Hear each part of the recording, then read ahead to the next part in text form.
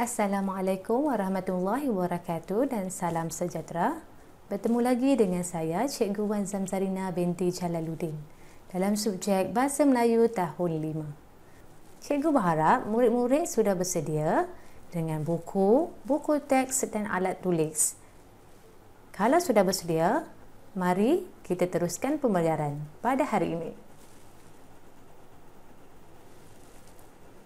Murid-murid, kita sudah berada tema yang kedua iaitu kesihatan dan kebersihan. Unit yang keempat, bahaya dalam senyap. Tajuk yang ingin cikgu kongsikan pada hari ini ibarat musuh dalam selimut. Dalam standard pembelajaran 2.1.2.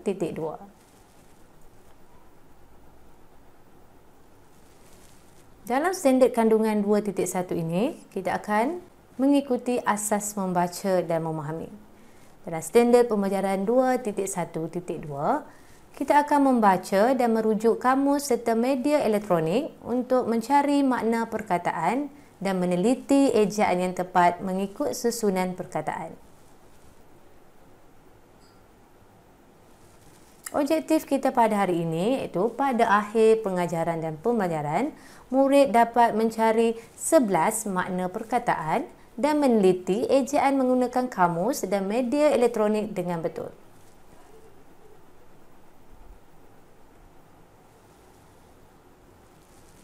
Dari segi kriteria kejayaan, ia akan berjaya dan bermakna sekiranya murid dapat mencari 9 daripada 11 makna perkataan dan meneliti ejaan menggunakan kamus dan media elektronik dengan betul secara individu.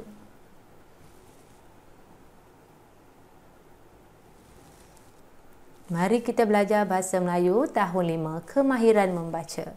Murid-murid, ambil buku dan buka muka surat 26. Jadi, kita teruskan.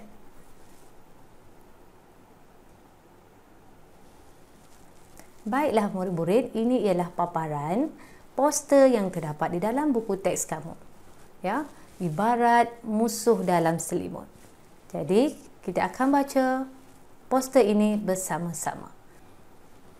Kamu boleh merujuk buku teks kamu ketika cikgu membaca poster ini. Kamu dah bersedia? Jadi, mari kita baca bersama-sama. Ibarat musuh dalam selimut. Farisha sedang membaca poster tentang penyakit berbahaya dalam internet. Kakaknya membantu dia mencari makna perkataan yang sukar berkaitan dengan penyakit-penyakit tersebut. Penyakit berbahaya. Influenza, jangkitan pada salur pernafasan. Penyakit ini disebabkan oleh virus influenza. COVID-19, keluarga virus seperti sindrom pernafasan akut yang teruk, SARS. SARS. Jangkitan pada salur pernafasan. Ketiga, demam campak. Jangkitan akut terhadap kanak-kanak disebabkan oleh virus measles. Pesakit mengalami gejala jangkitan pernafasan dan ruam pada kulit. Polio. Penyakit ini disebabkan oleh virus polio. Virus ini menyerang sistem saraf dan menyebabkan kelumpuhan kekal. Penyakit ini membawa maut jika berlaku kegagalan pernafasan. Tanda-tanda awal sesama, muntah, demam, cirit-birit, sakit tekak, sukar bernafas, batuk, sakit kepala. Pencegahan awal, kerap basuh tangan dengan cara yang betul. Kerap basuh tangan dengan cara yang betul. Kedua, tutup mulut dengan tisu atau tangan ketika batuk atau bersin.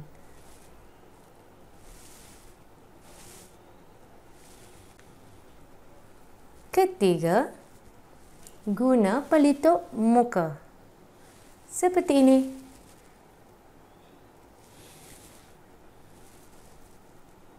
Keempat, jaga kebersihan persekitaran di rumah dan di tempat awam.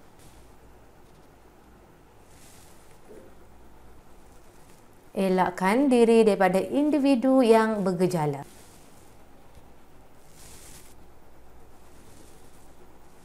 Jumpa doktor jika mempunyai tanda-tanda awal gejala.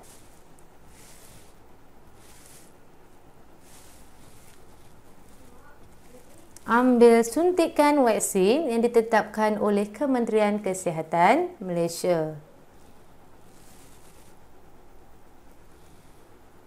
Jadi murid-murid, ini ialah poster tentang penyakit yang berbahaya di mana Farisha telah membaca poster ini dalam internetnya. Terdapat beberapa perkataan warna merah yang Farisha tidak dapat memahami maksud-maksud perkataan tersebut. Sebelum itu, mari kita lihat poster ini satu persatu.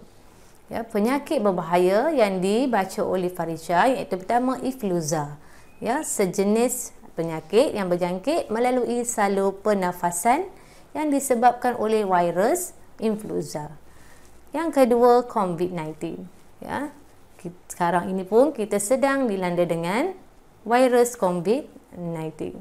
Ya. Virus ini seperti sindrom pernafasan akut yang teruk SARS yang juga menyerang sistem ataupun salur pernafasan. Yang ketiga, demam campak. Demam campak ini sering menjangkiti kanak-kanak disebabkan oleh virus Measles. Ia juga akan menyebabkan jangkitan pada salur pernafasan dan ruam pada kulit. Yang keempat, polio. Penyakit disebabkan oleh virus polio, menyerang sistem saraf dan boleh menyebabkan kelumpuhan kekal. Sekiranya ia tidak boleh dikawal, ia boleh menyebabkan ataupun membawa maut.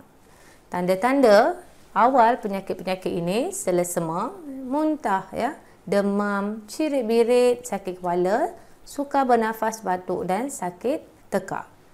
Ya, ini antara tanda-tanda awal pesakit diserang penyakit-penyakit tersebut.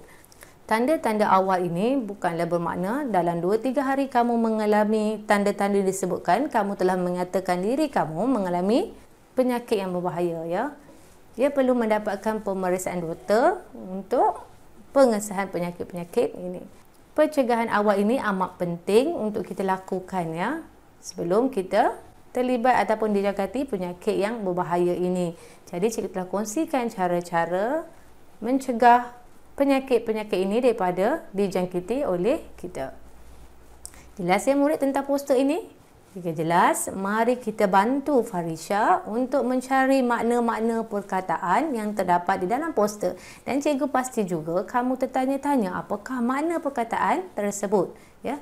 Jadi dengan merujuk kamus elektronik, kamu boleh mencari makna perkataan yang diberikan dan kamu perlu salin makna-makna tersebut supaya pada masa akan datang kamu akan dapat memahami maksudnya dan tidak perlu lagi merujuk kamus. Jadi dah bersedia untuk mencari? Mari kita bantu Farisha. Kakak, ada perkataan yang saya tidak faham maknanya.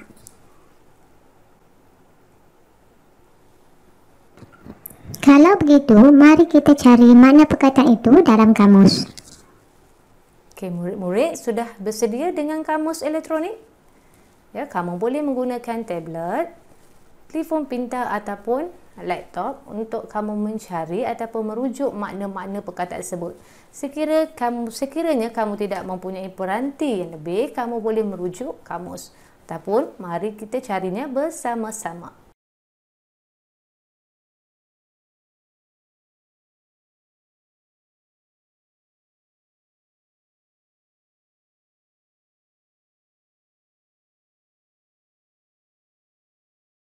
Baiklah, dengan merujuk kepada kamus elektronik Dewan Bahasa dan Pustaka, mari kita lihat apakah maksud virus.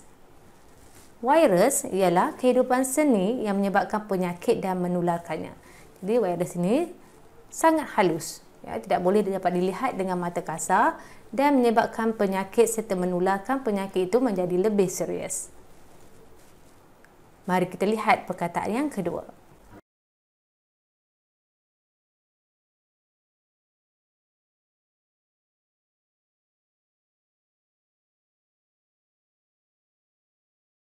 Baiklah murid-murid, perkataan yang kedua iaitu jangkitan. Apa pula makna jangkitan? Jangkitan bermaksud kejadian berjangkit, ya, penyakit yang boleh berjangkit melalui sentuhan, melalui udara. Ya, contoh penyakit boleh berjangkit melalui sentuhan. Sekiranya kita mengalami pemasangan kulit, ya, gatal-gatal seperti kurap, panau dan sebagainya, itu sejenis penyakit yang berjangkit. Ya, kita sentuh kepada rakan kita, ya, kemungkinan penyakit kita itu boleh berpindah kepada rakan kita. Jadi berhati-hati, ya, jika kita mengalami penyakit kulit, elakkan diri daripada menyentuh ahli keluarga dan rakan-rakan yang lain. Terus pergi ke klinik untuk mendapatkan ubat yang sesuai. Kita teruskan dengan perkataan yang ketiga.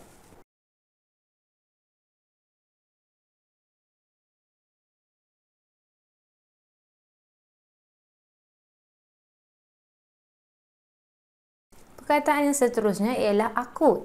Apa maksud akut? Akut ialah istilah bukan penyakit yang muncul dengan tiba-tiba, teruk keadaannya dan agak singkat tempohnya. Ya, akut istilah yang kita guna bagi penyakit yang muncul secara tiba-tiba dan terus kepada kesan yang agak teruk. Ya, itu maksudnya akut. Jadi kita teruskan dengan perkataan yang seterusnya.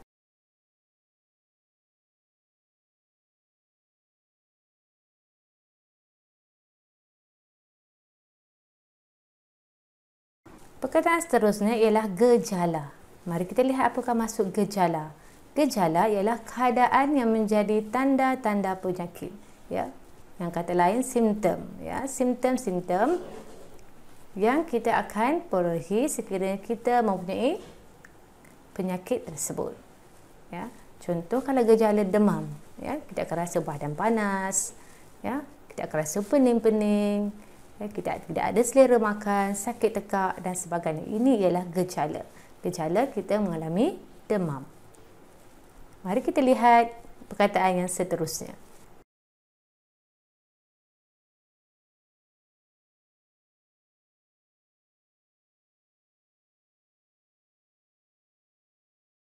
Perkataan seterusnya ialah polio. Apakah makna polio? Penyakit disebabkan oleh kuman yang merosakkan urat-urat saraf dan menjadikan pengidapnya lumpuh. Ya. Ini maksud polio sejenis penyakit yang menyerang urat saraf dan boleh menyebabkan kita kelumpuhan kekal. Jadi mari kita lihat isi yang seterusnya.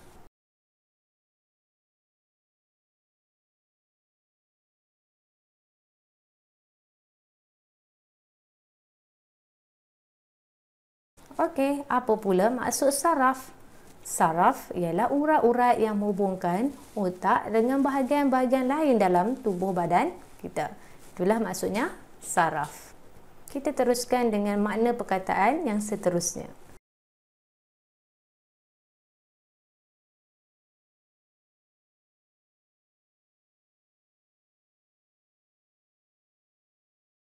Ya, murid-murid, makna perkataan seterusnya ialah perkataan kelumpuhan. Apa makna dia? Keadaan lumpuh, ya. Seseorang yang mengalami kelumpuhan, dia tidak boleh bergerak, ya. Melihat pada kelumpuhan yang dialaminya. Kelumpuhan berlaku sekiranya berlaku kerosakan pada saraf. Mungkin sebab akibat kemalangan, jatuh, pemedahan dan sebagainya. Jadi murid-murid kena berhati, ya, sebelum kita terjebak ataupun mengalami kelumpuhan, kita perlu menjaga diri kita sebaik-baiknya. Jom kita lihat makna perkataan yang seterusnya.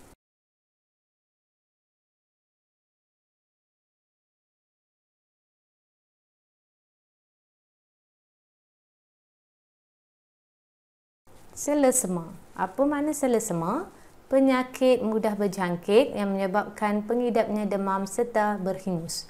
Ya, ini selalu kita alami ketika musim sejuk ataupun musim panas, ya. Banyakkan minum air untuk mengelakkan penyakit-penyakit selesema ataupun demam. Mari kita lihat makna perkataan yang seterusnya.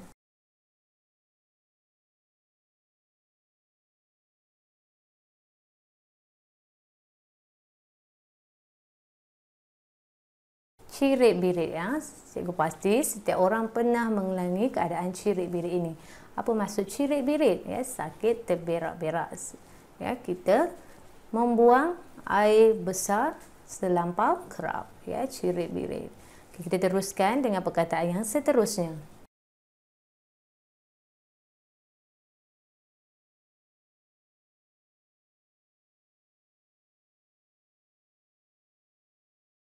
Perkataan seterusnya iaitu bersin. Jadi kita lihat apakah perkataan bersin ataupun maksud bersin. Keluar udara dengan tiba-tiba dari mulut dan hidung akibat rangsangan di saluran pernafasan. Pernah tak murid-murid terasa nak bersin? Ya, bila kita tercium bau-bau yang pedas, ya, macam bau lada tengah masak kan. Kita cium, ia akan mengganggu saluran pernafasan menyebabkan kita bersin. Ada juga orang yang alah kepada benda-benda yang berbulu. Contohnya bulu ayam, bulu kucing, ya, boleh menyebabkan ia bersin. Iaitu maksud bersin, ya. Udara yang keluar dari mulut dan hidung akibat rangsangan di saluran pernafasan. Jadi kita teruskan dengan makna perkataan yang seterusnya.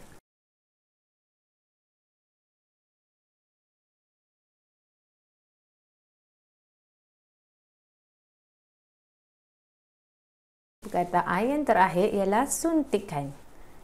Apa maksud suntikan? Hasil menyuntik atau menyuntikkan. Ya, suntikan selalunya dilakukan di bahagian urat tubuh badan. Jadi kita telah berkongsi 11 perkataan, ya, berdasarkan poster yang dibaca oleh Farisha. Ya. Selain daripada menggunakan media elektronik, kamu boleh juga merujuk kamus Dewan Bahasa dan Pustaka.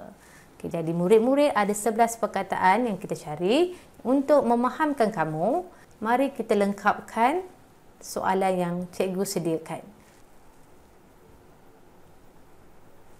Okey, baiklah murid-murid, kita perlu melengkapkan soalan-soalan ini.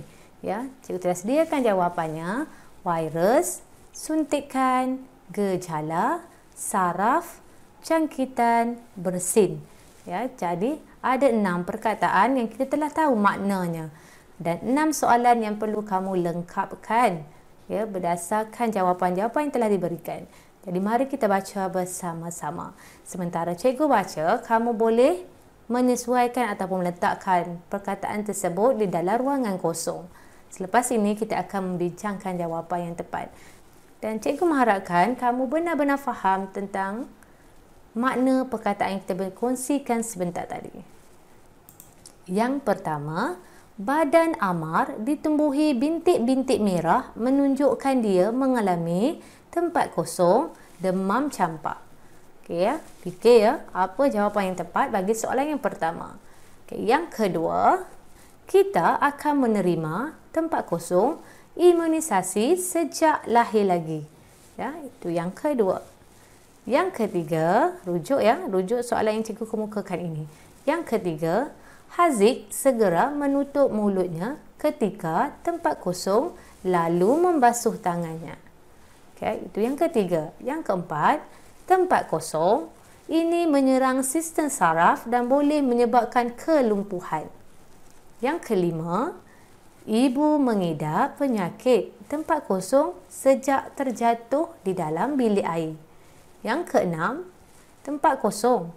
Kuman yang menyerang paru-paru Pakcik Alim sangat kuat. Berdasarkan 6 persoalan yang cikgu mukakan ini, cikgu ada sertakan jawapannya di bahagian atas. Kita telah berbincang makna perkataan-perkataan tersebut. Murid-murid telah dapat jawapan yang sebenarnya. Cikgu mengharapkan selepas kita berbincang ini, murid-murid dapat betul 6/6. Okey, dah bersedia untuk membincangkan jawapan? Jadi mari kita teruskan. Okey, baiklah murid-murid, kita akan menyemak jawapan ini satu persatu. Yang pertama, jawapannya gejala. Ya. Yang kedua, suntikan. Ketiga, bersin. Keempat, virus. Kelima, saraf. Dan yang terakhir, jangkitan. Betulkah tekaan murid-murid? Jika betul, anda memang hebat. Ya. Okey, baiklah murid-murid, cikgu hanya kongsikan 6 perkataan sahaja di sini. Jadi, di sini cikgu ingin kamu membina lagi 7 perkataan daripada perkataan yang kita pelajari dan jadikan dia ayat. Tulis ayat kamu di dalam buku tulis tata bahasa. Kamu boleh kongsikan jawapan itu dengan guru bahasa Melayu kelas kamu, ya. Pastikan kamu membina ayat dengan betul setelah kamu memahami makna perkataan tersebut.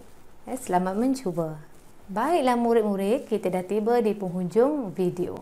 Sebelum itu, cikgu ingin kongsikan nilai murni yang terdapat dalam topik kita pada hari ini, iaitu aspek menjaga kesihatan dan kebersihan. Ya, kita perlu menjaga kesihatan dan kebersihan kita untuk memastikan kita sentiasa berada dalam keadaan sihat sentiasa. Ya, sekiranya kamu mempunyai gejala-gejala tertentu, kamu boleh terus pergi ke klinik untuk mendapatkan nasihat dan rawatan daripada doktor. Ya, pastikan langkah pencegahan yang pertama, kita perlu menjaga kebersihan diri, ya. Mandi dengan bersih menggunakan sabun, basuh tangan apabila memegang benda-benda yang kotor, ya. Minum air mencukupi 8 gelas sehari. Ya, pastikan kamu mengamalkan kehidupan yang bersih supaya kita terhindar daripada sebarang penyakit. Terutamanya pada musim COVID ini, pastikan kamu bersentiasa berada di rumah dan patuhilah SOP yang ditetapkan oleh pihak kerajaan. Ya, kita hanya mampu berdoa semoga COVID-19 ini lenyap di muka bumi ini dan kita akan bersekolah seperti biasa. Baiklah murid-murid, di sini cikgu ada kongsikan juga link Google Form. Kamu boleh scan QR code ini ataupun kamu boleh pergi ke link video di bawah cikgu ini. Cikgu ada sertakan link Google Form ini. Kamu boleh isi maklumat dan jawab soalan berkaitan dengan tajuk. Semoga perkongsian cikgu pada kali ini mendatangkan manfaat kepada kamu. Ya, anda belajar, anda hebat. Sekian, terima kasih. Assalamualaikum.